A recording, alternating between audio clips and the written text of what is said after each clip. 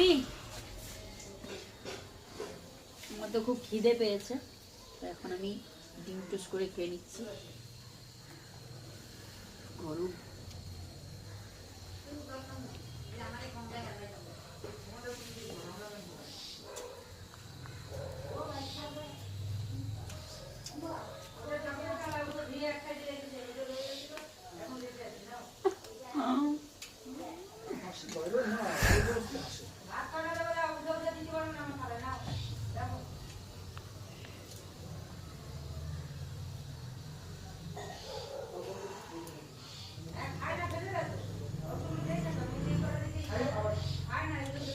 ডিম টোস্ট খাচ্ছি, ডিম সেদ্ধ দিয়েছে, ডিম সেদ্ধ করে ডিম আলু দিয়ে তরকারি করবো।